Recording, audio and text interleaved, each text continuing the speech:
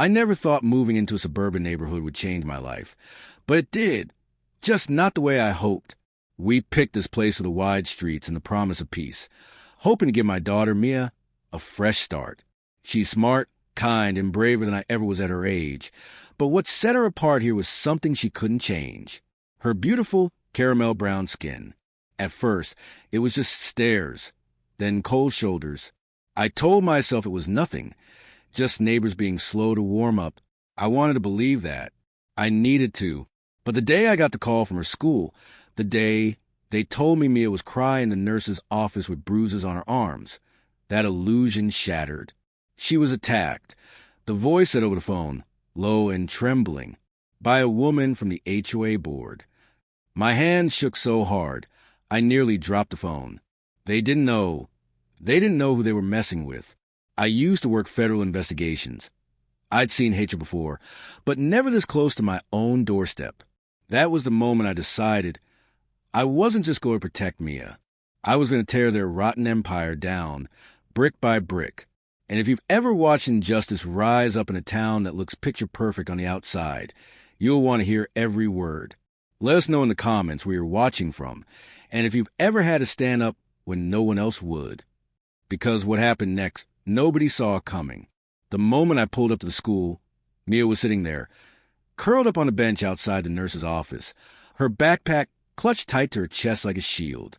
Her cheeks were streaked with dried tears, but her eyes burned with something else, something harder. I knelt down in front of her, brushing her hair back with a trembling hand. "Baby, what happened?" She swallowed hard, voice barely a whisper. She grabbed me, called me dirty, said people like me don't belong here. My heart broke, and then hardened into something sharp. I hugged her tight, breathing in her scent, feeling her little body shake in my arms. Then I stood up and went inside to find answers. The principal, sweaty, nervous, adjusting his tie like it was choking him, tried to dance around it. "It was a misunderstanding," he said. "An unfortunate incident. But Mrs. Grayson is a respected member of the community." I stared at him until he couldn't look me in the eye anymore. I'd heard that name before, Grayson, one of the HOA heads, always sending those passive-aggressive letters about our lawn needing better maintenance, or parking too close to the curb. Always polite, always smiling. Until now, that mask had slipped, and now they were scrambling to put it back on. I walked Mia to the car without another word, my mind already racing. They thought they could sweep this under the rug, thought we were alone. They didn't know who they were dealing with. I spent years gathering evidence on organizations that thought they were untouchable, and now it was time to remind them, no one is too powerful to fall. Not in my world. Not when my daughter's blood had been spilled on their pretty little sidewalks. That night, I didn't sleep. I sat at the kitchen table, staring at the stack of HOA letters we collected over the past year. Every petty complaint, every thinly veiled threat. I laid them out like evidence at a crime scene. They told a story they thought nobody would ever bother to read. But I knew how to read between the lines. I didn't just see pettiness. I saw patterns. I saw targeting. I saw something uglier than bad manners brewing under the surface. Around midnight, I picked up the phone and started making calls to people who owed me favors, people who knew how to pull public records, dig into nonprofit filings, scrape background checks. I wasn't just angry, I was methodical. By morning, I had names, connections, financial records, and enough to raise serious questions about where the HOA's money was really going. But before I could decide my next move, there was a knock at the door. I opened it to find two HOA board members standing there, side by side like bookends. Mr. Clark, the treasurer, a man with a smile too big for his face, and Mrs. Grayson herself, her hands folded neatly over her clipboard, like she wasn't the same woman who had bruised my daughter just hours before. "We'd like to speak with you," Clark said, his tone syrupy, "about recent misunderstandings." I felt Mia's small hand slip into mine from behind the doorframe. I squeezed it gently, steady, reassuring. Then I looked them both in the eye, cold and unblinking. "Sure," I said, my voice low and calm. "Let's talk." They thought they were coming here to smooth things over. They didn't realize they were stepping into a trap, and once you cross a line with me, there was no going back. We sat across from each other at the dining room table, me on one side, them on the other, like it was some kind of negotiation. Clark started first, droning on about community standards and how sometimes feelings get hurt when rules are enforced. Grayson kept her eyes on me, tight-lipped, her fingers drumming lightly against her clipboard, like she couldn't wait to be done with it. "We're prepared to offer a formal apology," Clark said finally, sliding a folded paper across the table like it was a peace offering. I didn't touch it. "And if you'd be willing to withdraw any complaints," he continued, "we could agree to waive any outstanding citations against your property." I let the silence hang heavy between us. They were so sure they could buy me off with scraps of fake remorse. I leaned in slowly, locking eyes with Grayson. "You put your hands on my daughter," I said, my voice barely above a whisper. Her jaw tightened, but she said nothing. "Coward." I smiled then, the kind of smile they hadn't seen before, the kind that didn't reach the eyes. "You think this is about fines? About lawns and mailboxes?" I stood up, my chair scraping loudly against the floor. "I'm not here to negotiate. I'm here to end you." Clark's mouth fell open, and for the first time, fear flickered in Grayson's eyes. I didn't raise my voice. I didn't have to. "Get off my property," I said quietly, "and tell the rest of your little empire they're next." They stumbled out without another word, the door swinging closed behind them with a hollow thud. I locked it and leaned my forehead against the wood, breathing slow, steady. War had been declared, and they didn't even realize the storm was already inside their walls. The next morning, the neighborhood looked the same. Trimmed hedges, neat lawns, a breeze stirring the flags on the porches. But under all that polish, the rot was starting to show. I sat in my car across from the HOA clubhouse, watching people come and go. Clipboard carriers, stern-faced retirees, that same inner circle of approved families. Mia was at home, safe, surrounded by friends from her old school I'd called in for support. I wasn't taking chances anymore. As the hours dragged on, I pieced together the timeline, and then everything snapped into place. The HOA wasn't just enforcing codes. They were filtering families, steering certain people out, steering certain people in. Silent pressure tactics, targeted fines. Anonymous complaints stacked high enough to break someone's spirit, or drive them out completely. It wasn't just our family. It had been happening for years. And at the center of it, Mrs. Grayson. Her fingerprints were everywhere. Through a few well-placed contacts, I pulled seal court records from 2 towns over, where she quietly resigned from a neighborhood board after a string of civil rights complaints. They buried it then. They thought no one would look deep enough to find it. But I wasn't just anyone. I printed it all out, every document, every dirty secret, and slid it into a thick manila envelope. As I sealed it shut, my hands were steady. They thought their neighborhood was untouchable. They thought hiding behind rules made them safe. But I knew better. And now, I had everything I needed to burn it all to the ground. Legally, publicly, and with the kind of precision only years of federal work could teach you. I wasn't just coming for apologies. I was coming for their thrones. I waited until the monthly HOA meeting.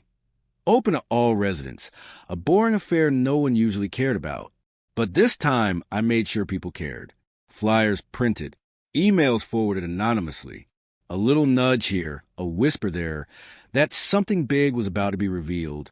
By the time I walked into the community center, it was standing room only, neighbors packed into every corner.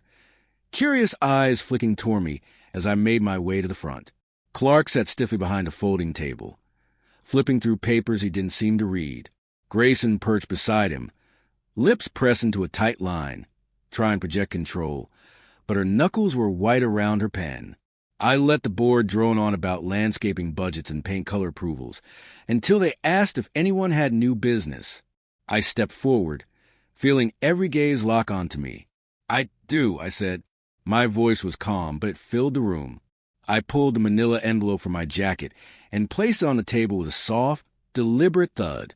"This is a full record of discrimination, harassment, and civil rights violations committed by members of this HOA, including Mrs. Grayson. over the past 10 years. A murmur rolled through the crowd like thunder on the horizon. Grayson tried to cut in, tried to call it lies, but I didn't give her the chance. Court documents, settlement payouts, buried complaints, all of it tied back to this board. I saw it then, the ripple, people pulling out their phones, taking pictures, recording, whispers turning sharp, faces shifting from polite confusion to cold, dawning anger. For years, they had hidden behind smiles and bylaws. Tonight, the walls were crumbling, and this time, they wouldn't be able to sweep the truth under a manicured lawn. After the meeting, chaos broke loose. People cornered board members in the parking lot, demanding answers. Grayson slipped away before the crowd could reach her, but not before I caught the flicker of fear in her eyes. It wasn't over. It was just starting. That night, while the neighborhood buzzed with gossip, I put the second half of my plan into motion. The part that didn't just expose them, it dismantled them. I contacted a journalist friend from my old days, someone who specialized in small-town scandals. I sent him everything, every report, every complaint, the financial audits showing misuse of HOA funds. I even included a few quiet interviews I'd done with other families, the ones who had moved away after being hounded for years, too afraid or too exhausted to fight. By morning, it hit the news like a hammer. Front page of the local paper. Racism and corruption alleged in Westfield Pines HOA. Names named. Faces shown. The town woke up to their dirty little secret exposed for everyone to see. Mia sat at the kitchen counter, scrolling through the news on her tablet. Her eyes were wide, but this time not with fear. "You did it, Dad," she whispered, her voice thick with emotion. I crouched beside her, kissed her forehead. "We did it, baby." My phone buzzed nonstop, calls from neighbors, lawyers, reporters, some offering support, some desperate to cover their own tracks. But it didn't matter anymore. The ball was rolling, and there was no stopping it now. I looked out the window, watching as for sale signs began popping up on lawns like mushrooms after a storm. Their empire was crumbling from the inside, and for the first time since we moved here, I knew Mia could walk these streets without lowering her eyes. That was worth everything. It didn't take long before the HOA called an emergency meeting. This time, not to enforce power, but to try and cling to whatever scraps they had left. Clark resigned the night before, his house already listed online. But Grayson wasn't going quietly. She showed up in front of my house that evening, just as the sun bled into the horizon, casting long shadows across the cracked sidewalks. She stood there, arms crossed, chin high, like she still believed she could win by sheer force of will. I stepped onto the porch, arms folded across my chest. "No fear. Not anymore." "You think you've won?" she hissed, her voice cutting through the heavy air. "You think destroying the neighborhood will make you a hero?" I shook my head slowly. I didn't destroy anything. I just showed people what was already rotting beneath the paint. Her face twisted, anger, pride, fear all battling for control. "You don't belong here," she spat. "You never did." I smiled then, a slow, knowing smile that made her flinch. "Neither do you." I held up a copy of the latest news article. Beneath the headline was a smaller note. State Attorney General's office launches investigation into Westfield Pines HOA. Her face drained of color. For the first time, she understood she was standing on a battlefield she couldn't win. I stepped closer, my voice low and steady. "I know who you are. I know what you did. And I'm going to make sure the world knows too." She backed away without another word, heels clicking awkwardly against the driveway before she fled down the street, like a ghost chased from its own house. I stood there long after she disappeared, letting the cool evening air wash over me, breathing it all in. Justice didn't always come clean, but tonight it was ours. The days that followed felt surreal, like stepping to the ashes of a long battle. The news kept digging, and the more they uncovered, the worse it got. Misappropriated funds, shady backdoor deals for property sales, patterns of targeting and harassment that stretched back over a decade. The state opened an official investigation, not just into the HOA board, but into every contract and transaction they touched. People I'd never even met before showed up at my doorstep. Some with apologies, some just quietly offering casseroles and awkward smiles. It wasn't about forgiveness. It was about them realizing they had been complicit by standing silent for so long. And as for the board, Clark moved out within a week. Grayson tried to fight, hiring lawyers, pushing counter-narratives, but she was finished, stripped of her position, publicly disgraced, and now the centerpiece of a lawsuit she couldn't weasel out of. The neighborhood itself started to shift too. Rules changed. Meetings opened up. Real elections, real transparency. I didn't run for a seat. I didn't need a title to protect my family. But I made sure Mia's voice, and every voice like hers, was never going to be ignored again. One evening, Mia and I sat on the front porch watching a group of kids. Different shades, different stories. Riding their bikes down the street, their laughter sharp and clear against the twilight. She leaned her head against my arm, peaceful for the first time in months. "It's better now," she said quietly. I nodded, blinking back the sting in my eyes. "It's better because you stayed strong," I said. "You never gave up." She smiled, a small, proud smile that made my heart ache in the best way. We fought for a future that didn't exist here before. And somehow, we'd built it with our own hands. Months later, life finally found its rhythm again. The neighborhood wasn't perfect. Nothing ever is, but it was different. Brighter, lighter. The whispers at the mailbox turned into real conversations. Block parties were no longer awkward, guarded affairs. They were celebrations of what could happen when people chose to stand up instead of stand by. Sometimes, as I mowed the lawn or fixed the fence, I caught glimpses of the old scars. The mailbox that used to get vandalized, the spot on the driveway where threatening notes once appeared. But they didn't haunt me anymore. They reminded me what it took to get here.